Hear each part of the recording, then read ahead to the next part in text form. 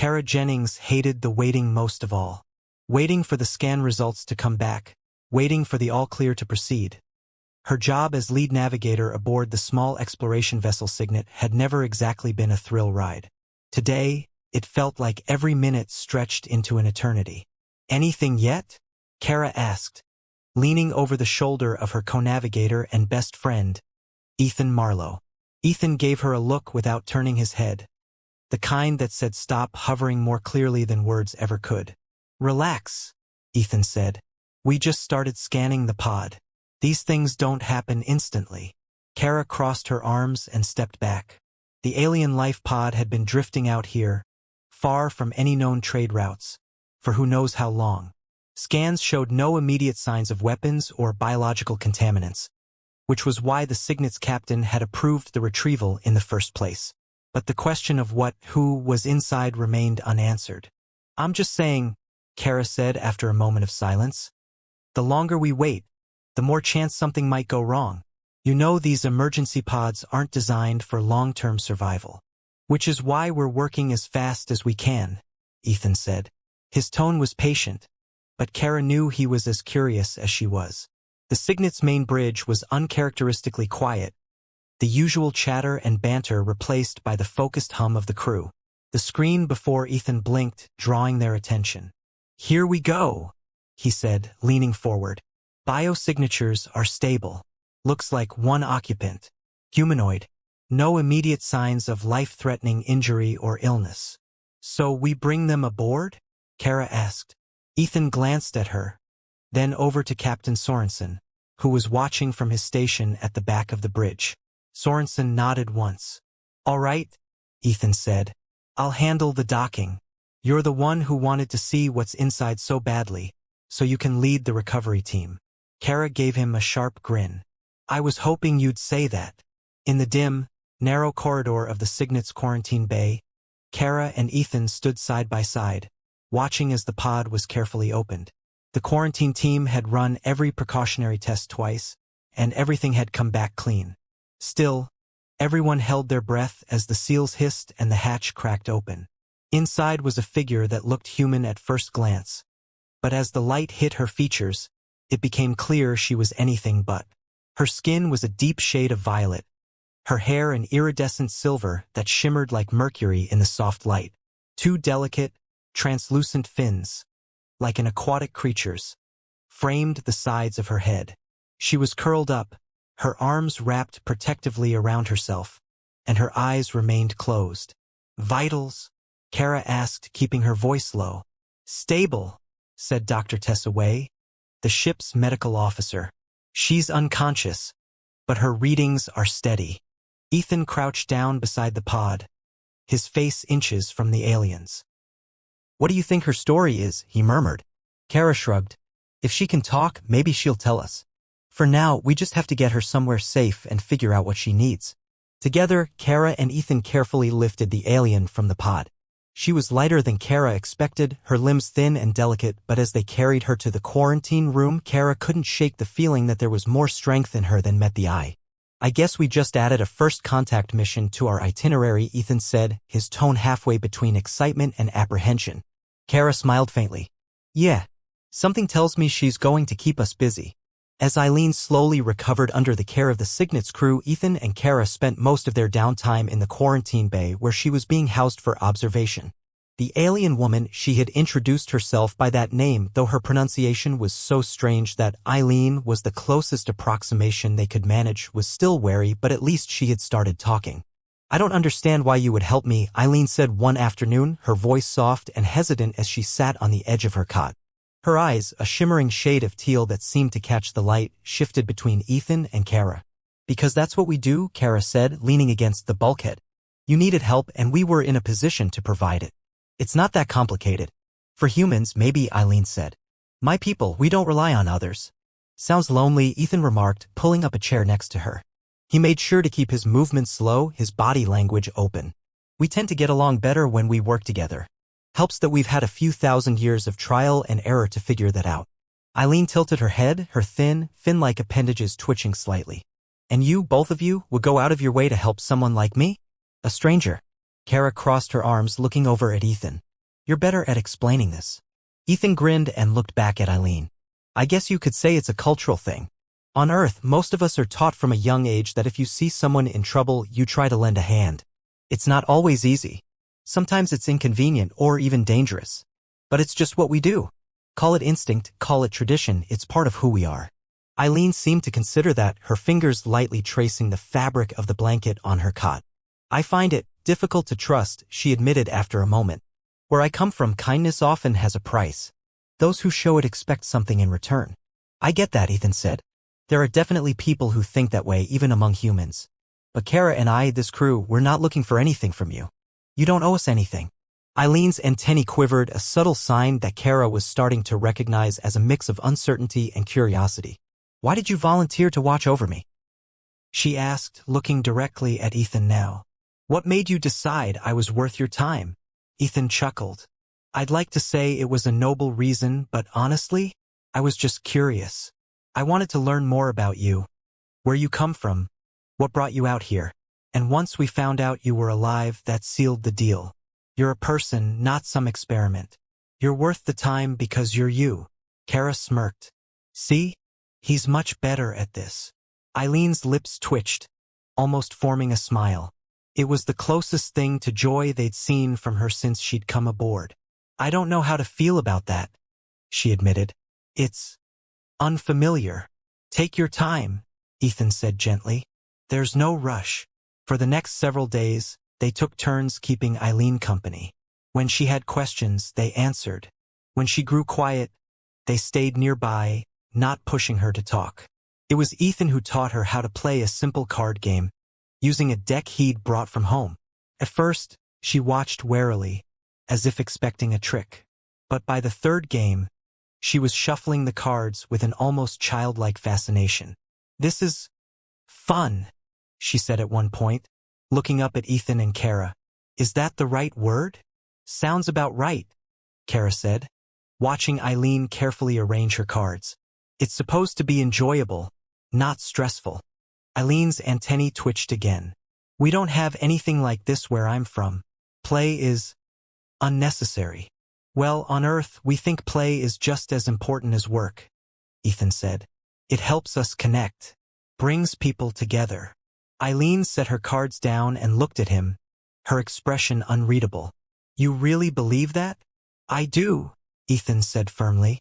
It's something we learned a long time ago. Connecting with others, even in small ways, makes life better. Kara nodded. Besides, you're good at this game. You've beaten Ethan 3 times now. Hey, Ethan said, grinning. I let her win the first 2. Eileen's lips curved upward ever so slightly. A true smile this time. And in that moment, Kara and Ethan saw a hint of who she might become, given time. Chapter 3, Language of the Heart. In the weeks that followed, Eileen's reserved demeanor began to shift. At first, her interactions with the crew were mostly limited to nods and brief answers. But gradually, with Kara and Ethan's patient encouragement, she started asking questions of her own. It became a daily routine. Over meals or quiet evenings in the common lounge, the 3 of them would talk. Sometimes it was trivial, Earth's weather patterns, human holidays, the concept of pets. Other times, it was deeply personal. One evening, after a quiet dinner, Eileen stayed behind in the lounge while most of the crew retired for the night. Kara and Ethan were still there, discussing their latest mission reports over cups of steaming tea. Eileen watched them in silence, her antennae twitching faintly. Is it always like this? She asked suddenly. Kara looked up. Like what? Eileen gestured vaguely toward the room, her delicate fingers brushing against the fabric of her borrowed sweater. Peaceful, comfortable, people talking without suspicion. Ethan set his tea down. Not always. Humans don't always get along. We have our share of arguments and misunderstandings. But you keep talking, Eileen said, her tone more curious than skeptical. We try, Kara said. When it works well. And when it doesn't, well, we figure it out. Eileen tilted her head slightly. Where I come from, most words are chosen carefully with a purpose. They're not meant to make others feel comfortable. They're meant to convey instructions, to establish authority, or to gain an advantage. You speak so freely. You even laugh. Ethan chuckled. Laughter helps. It makes hard days feel lighter. But it's not something that's easy to explain. You have to feel it. Eileen's antennae twitched again. I don't think I understand. Why laugh when something is hard? Why not just fix the problem? Kara leaned forward, resting her elbows on her knees. Because sometimes you can't fix it right away. Sometimes you need a moment to step back, to remind yourself that not everything is as serious as it seems. Laughter helps you see things differently. It's a kind of strength. Eileen considered this, her large, shimmering eyes fixed on Kara. You find strength in something as simple as laughter? And kindness, Ethan said. That's the big one. When you're kind to someone, it changes the whole dynamic. People become less guarded. They start to trust you. I find that strange, Eileen admitted. Kindness among my people often leads to exploitation. If someone is kind, others assume they want something in return. That's not an uncommon assumption, Kara said, glancing at Ethan. But that's not how we see it. True kindness doesn't expect anything. It's about giving someone a chance, making them feel safe. Eileen shifted slightly in her seat, her expression thoughtful. How did you learn to speak this way? To trust each other? Trial and error, Ethan said. Humans have been around for a long time. We've had wars, disagreements, and plenty of mistakes. But over time, we realized that communication, open, honest communication, makes life better for everyone. Eileen fell silent, her gaze lowering to the table. Kara noticed the way her fingers curled slightly against the fabric of her sweater, a nervous habit she'd developed when something was on her mind. She exchanged a brief glance with Ethan. Something you want to ask? Ethan prompted gently. Eileen hesitated, then nodded. You speak of trust, but how do you know you can trust someone? Kara considered her answer carefully. It's not always immediate. Trust is built over time. Starts with small things. Sharing a laugh, offering help, being there when it counts. It's not just about words. It's about actions. Like how you brought me aboard, Eileen said softly. You didn't know me, but you chose to help. Exactly, Ethan said. And look at us now. We're sitting here talking. You're getting to know us and we're getting to know you. That's how it starts. Eileen's antennae quivered again. I'm not sure I'll ever fully understand. Understanding isn't instant, Kara said. It's something you grow into, and we're in no rush. As the conversation continued, Eileen asked more questions. The words she used were sometimes halting, as though she was still testing the limits of what was safe to say. But each question was a step toward connection, and each answer brought a flicker of something Kara and Ethan couldn't quite put into words. A sense that Eileen was beginning to see the world through a slightly different lens. It was only later, as Kara and Ethan walked back to their quarters, that they discussed the change they'd seen in her. She's opening up, Kara said. Ethan nodded. Little by little. I think she's starting to realize that it's okay to trust. Let's just keep doing what we're doing, Kara said. One step at a time. Chapter 4. In each other's shoes. The docking bay was bustling with activity as the Signet made port on one of the larger alien hub stations. The crew rarely had opportunities to stretch their legs outside the confines of the ship, and the chance to visit a vibrant interstellar market was a rare treat. Ethan and Kara stood side by side, watching the station's main concourse through the wide viewing window. Beyond the glass, a kaleidoscope of species walked, floated, and slithered past brightly colored merchant stalls. Eileen lingered a step behind them, her posture tense, antennae twitching as if overwhelmed by the sensory overload. First time seeing a hub world? Ethan asked, turning toward her with a smile. Eileen nodded, her voice quiet. I've never been anywhere like this. It can be a bit much, Kara said, but it's also a good place to learn. Different species from all over the region come through here. You can find things you'd never see anywhere else. Eileen's gaze darted between the vendors and the throngs of shoppers. Her fingers twisted nervously at the hem of her borrowed jacket. Are Are humans treated differently here? She asked. Ethan glanced at Kara before responding. Not so much. Humans aren't exactly rare anymore. We've been part of the interstellar community long enough that most species are used to us. And if they aren't, Kara added, we know how to handle it. Just stay close to us and you'll be fine. Eileen hesitated, then nodded. She stepped forward to walk beside them as they made their way into the market. The concourse was a maze of stalls, each one manned by a vendor of a different species. The smells of exotic foods mingled with the chatter of alien languages. Kara stopped to examine a set of beautifully carved stones that emitted a faint glow. Ethan wandered toward a merchant selling shimmering fabric that seemed to shift colors in the light. Eileen followed Kara, her antennae twitching as she studied the glowing stones. They're pretty, she said softly. Kara handed one to her. You like it? Eileen turned the stone over in her hands, the faint light reflecting off her violet skin. It's strange. We don't have anything like this at home. I don't even know what it's for. Sometimes things don't have to be useful to be appreciated, Kara said. Sometimes they're just nice to look at. Eileen considered this, then placed the stone back on the vendor's table. It's hard to understand that. In my culture, everything has a purpose. If it doesn't serve a function, it's unnecessary. Ethan joined them, a bolt of iridescent fabric draped over one arm.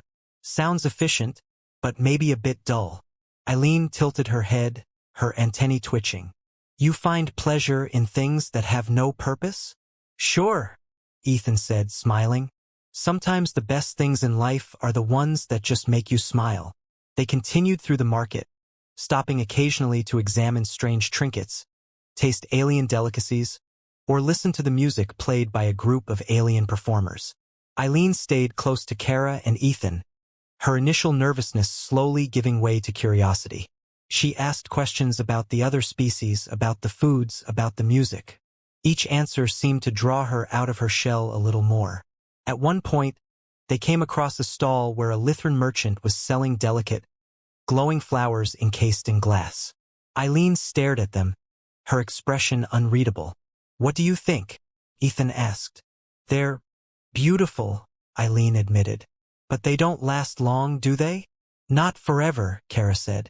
But that's part of what makes them special. They're temporary, fragile.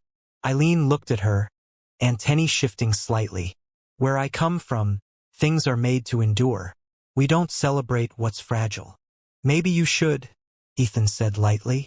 Sometimes it's the fragile things that mean the most. Eileen didn't respond right away, but the way she gazed at the glowing flowers suggested she was turning his words over in her mind. As the day went on, Eileen grew more comfortable, her questions more frequent, her voice steadier. When they stopped for a meal at a small food court, she surprised them both by reaching out to touch the strange, gelatinous dish Ethan was eating. What is this? She asked. It's called Scolari jelly, Ethan said. One of my favorite snacks in the sector. Try it. She hesitated, then scooped up a small amount with her fingers and tasted it. Her antennae twitched, and her eyes widened slightly. It's strange, but not bad. That's how I felt the first time I had it, Ethan said with a grin. Keep an open mind, and you'll find all kinds of things you never knew you'd like. Eileen looked at him, then at Kara, and for the first time, a small, genuine smile crossed her face. You humans are strange, she said. But interesting. Kara laughed. I'll take that as a compliment. By the time they returned to the ship, Eileen's wariness had softened. The market had shown her a side of interstellar life she'd never known. A place where species mingled without fear, where strangers shared food and music, and where even something as simple as a glowing stone or a fragile flower could bring joy. As they walked back to their quarters, Eileen glanced at Kara and Ethan and said, I think I'm starting to understand what you meant about enjoying things for their own sake. It's a good start, Ethan said, and there's a lot more to discover. Eileen's antennae twitched, but this time it wasn't from nervousness. It was from curiosity. I think I'd like that, she said, to discover more. Chapter 5, The Touch of Trust. The days on the signet began to settle into a steady rhythm. Eileen, once so hesitant and distant, now found herself spending more time with Kara and Ethan. They were the ones who'd guided her in those first disorienting moments aboard the ship, and their presence had become a constant reassurance. She wasn't quite sure what she felt. Gratitude, perhaps, or something deeper. But their company eased the ever-present tension in her chest. One evening, the three of them found themselves in the small observation lounge. It wasn't much, just a modest room with a wide viewport and a few comfortable chairs. But it had become their unofficial retreat after the day's work. Ethan was sitting cross-legged on the floor, fiddling with a small musical instrument he'd picked up at the last station stop. Kara lounged in one of the chairs, watching the stars drift by, while Eileen sat near the window, her antennae twitching faintly in the low light. "Do you play?" Eileen asked, her voice breaking the quiet. Ethan glanced up, flashing a quick smile. "Not.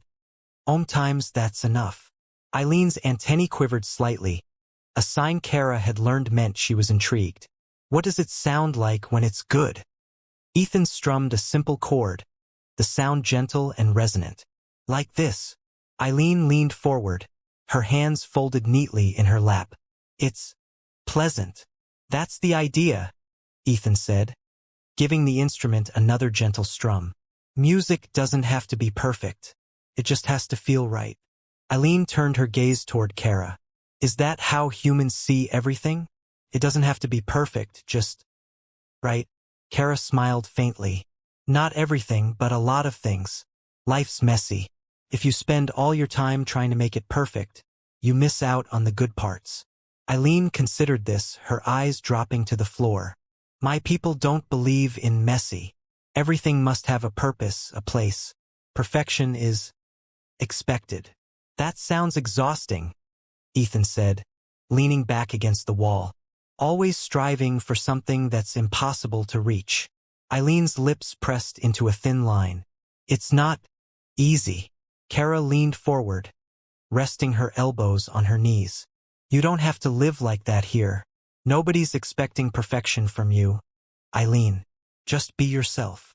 Eileen hesitated, then asked softly, "What does that mean, be yourself?"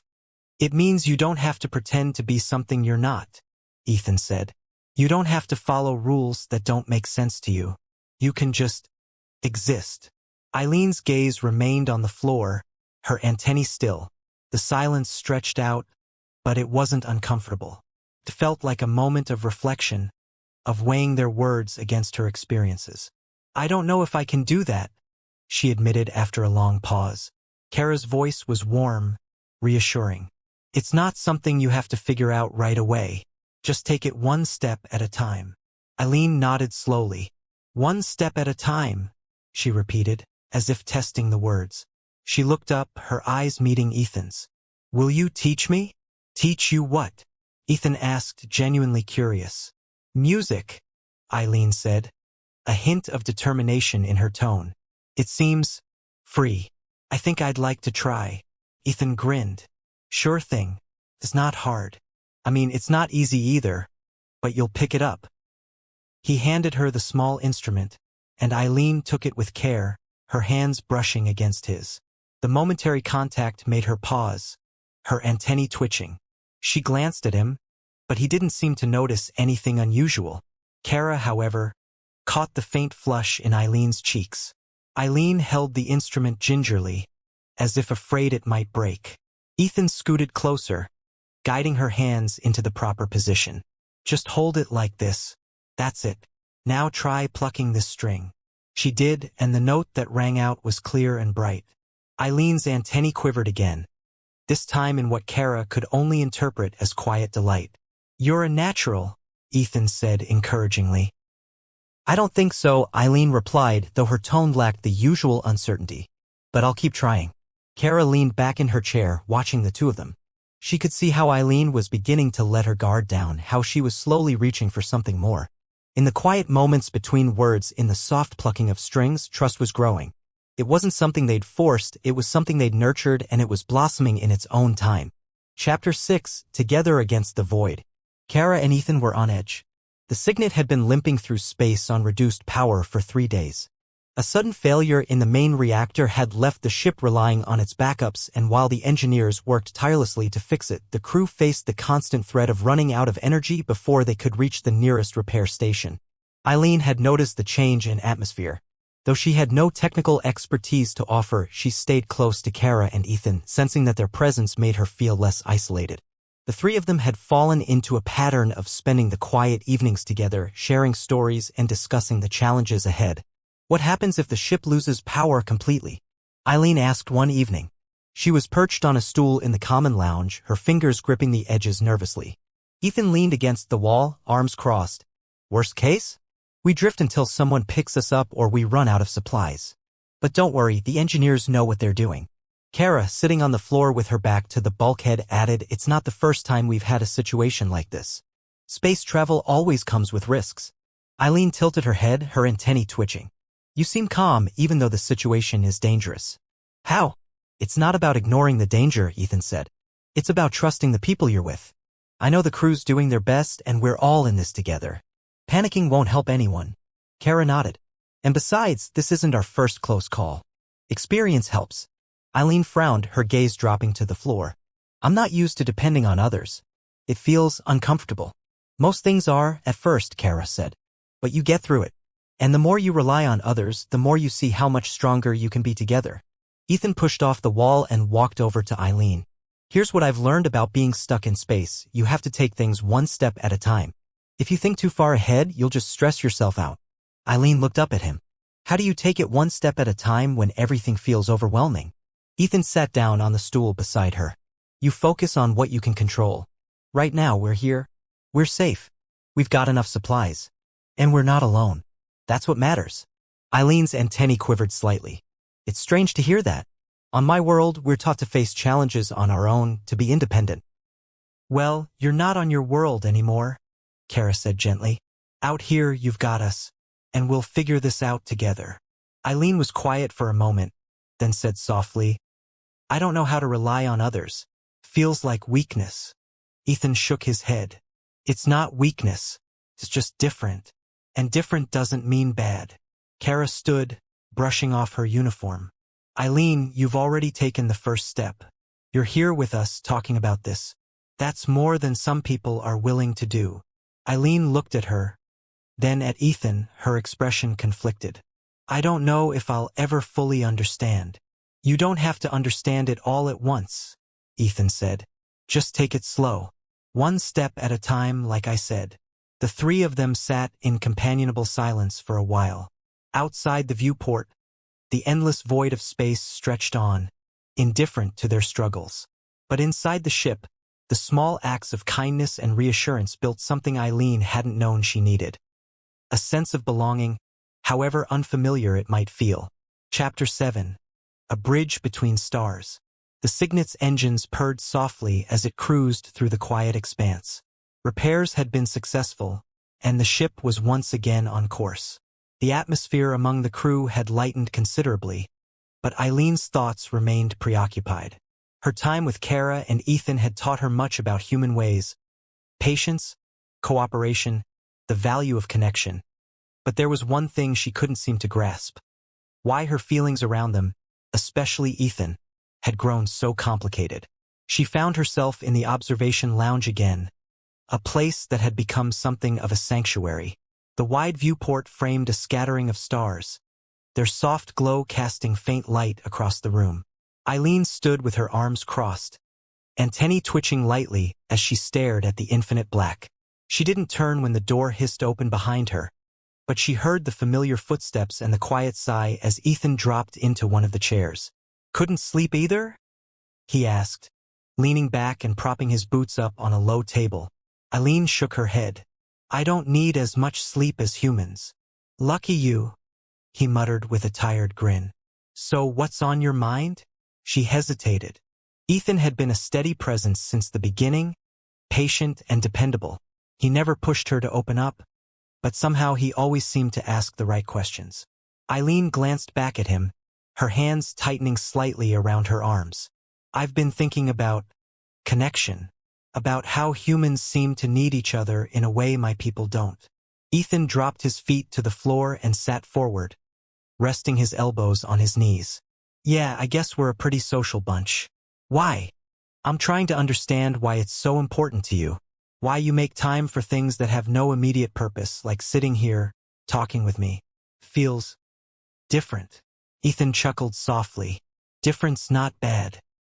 Look, where I come from, it's not about purpose all the time. Sometimes it's just about being there for someone. It makes life better. But why? Aline asked. Why does having someone here make life better? Ethan looked out at the stars, his smile fading slightly. Because it reminds us we're not alone. That no matter how big and cold the universe gets, we've got people who care about us. It's hard to explain. Aline shifted her weight. She had always prided herself on understanding logic and reason, on dissecting problems until solutions emerged. But this human tendency toward emotional connection was something she couldn't quite wrap her mind around. You and Kara have both said that, she said quietly, that it's not something you can explain. But how do you learn it, then? Ethan turned to face her, his expression soft. You don't really learn it in the way you learn a skill. You feel it. Over time, you start to notice the little things. How someone's smile can brighten a bad day. How a conversation can make a heavy burden feel lighter. It just happens. Eileen dropped her gaze to the floor, her antennae stilling. I don't think it's happening for me. Give it time, Ethan said. It's not a race, and you don't have to do it alone. That's what Kara and I are here for, to help you figure it out. Eileen's fingers flexed, then stilled. The idea of not having to face something alone was foreign to her, but it was also comforting. She glanced back at Ethan. You really mean that, don't you? He nodded. Yeah, we're in this together. Eileen's gaze lingered on him for a moment longer before she turned back to the stars. I think I'm starting to understand. Not completely, but a little. That's more than enough, Ethan said, leaning back again. You've come a long way already. Eileen remained silent, watching the stars. Ethan didn't press her to speak. He just stayed there, a steady presence in the quiet room. For the first time since she'd come aboard the Signet, Eileen felt a small, uncertain warmth growing inside her. Something that wasn't entirely unfamiliar, but that she hadn't allowed herself to feel in a very long time. And while she couldn't name it, she knew it was connected to the two humans who had taken the time to see her not as an outsider, but as someone worth knowing. Chapter 8. Kindness as the Guiding Light. Ethan stood at the bridge's viewing window, hands tucked into the pockets of his uniform, gazing out at the planet below. The Signet had arrived at its destination, a remote colony world on the fringe of explored space. The crew had been running final checks before landing, and there was a quiet buzz of activity as they prepared to disembark. Eileen joined him after a moment, her movements quiet as she stood next to him, her own eyes fixed on the slowly turning planet. Her antennae twitched faintly, a gesture Ethan had come to recognize as her way of expressing thoughtfulness. What do you think of it? He asked. She hesitated before answering. It's strange. So much green. I'm used to seeing my homeworld from orbit, and it never looked like this. Our surface is harsher. Ethan nodded. It's a lot to take in. Different air, different landscapes, different people. But that's part of the fun. Fun? Eileen repeated, her tone thoughtful. You use that word often. I think I'm starting to understand it. He turned to look at her. Yeah. Eileen nodded, though her expression was still measured. Spending time with you and Kara has shown me things I didn't expect. How to enjoy small moments. How to find joy, I think you call it. Exactly. Ethan's smile was warm. It's not just about survival or efficiency. It's about finding things that make you happy. They stood there in silence for a few minutes, watching the clouds swirl over the distant landmasses. Kara eventually joined them, holding a data pad and giving Ethan a light nudge with her elbow. You two ready? She asked. Ethan gave her a quick grin. Ready when you are. Eileen looked between them. You do this often? Landing on new worlds. Every mission's a little different, Kara said. But yeah, we've done this plenty of times. Eileen's antennae twitched again. I think I'd like to see what it's like. Kara smiled. Then let's go. The three of them joined the rest of the crew at the shuttle bay. The descent to the planet's surface was uneventful, the shuttle gliding through the atmosphere until it touched down on a grassy plain not far from the colony's main settlement. The air was crisp and cool, carrying the faint scent of vegetation and soil. Eileen stepped off the ramp cautiously, her steps deliberate as she took in the unfamiliar environment. Ethan and Kara stayed close, giving her space to adjust. The colony was modest, just a few interconnected structures surrounded by rolling fields. Farmers worked in the distance, and a handful of children played near the edge of the settlement. It was quiet, peaceful. Looks like they've been doing well out here, Ethan said, his tone relaxed. Nice change of pace from the usual outposts. Different pace, different challenges, Kara replied. They're probably always looking for people to trade with, or help with repairs. Eileen watched the children run past, their laughter ringing out in the open air. She turned to Ethan. They seem happy. They are, Ethan said. Not everything in space is cold and dangerous. There are places like this, simple, steady, full of life. Why choose this life? Eileen asked. Traveling to new places? Meeting strangers? Isn't it dangerous? Sometimes, Kara admitted. But it's worth it. You learn new things, see new worlds, meet people you'd never otherwise know. Like you and me, Eileen said softly. Kara and Ethan exchanged a quick look before Ethan nodded. Exactly like that. The afternoon passed quickly. The crew met with the colony leaders, discussing supply routes and exchanging information on recent trade developments. Eileen stayed with Ethan and Kara, observing quietly but occasionally asking questions. Her curiosity had grown since she first came aboard the Signet, and both Kara and Ethan encouraged it. When it came time to leave, Eileen lingered at the edge of the colony, looking out over the fields. Kara waited nearby while Ethan approached her. Not ready to head back? He asked, his tone light. It's not that, Eileen said. I'm just thinking about how much has changed, she said, turning to face him. Since I met you, since I came on your ship, I never imagined I'd feel this way. Ethan tilted his head. What way? Eileen hesitated, her antennae twitching nervously. Then she stepped closer. Safe, seen, like I can finally be myself. Ethan smiled, and there was a warmth in his expression that made Eileen's chest feel lighter. That's all we ever wanted for you. She reached out, her hand brushing lightly against his arm. It was a small, simple gesture, but it carried a depth of feeling that didn't need words. Ethan placed his hand over hers briefly before stepping back, giving her the space she needed to gather her thoughts. Thank you, Eileen said softly. Ethan nodded. Anytime. When they boarded the shuttle again, Eileen felt different. The world she had just seen, the people she had met, the warmth of Kara and Ethan's friendship, it all felt like the beginning of something new. As the Signet lifted off, carrying them back into the stars, she realized she wasn't afraid of what lay ahead. For the first time, she felt like she was truly part of something larger, something worth exploring. And she wasn't alone.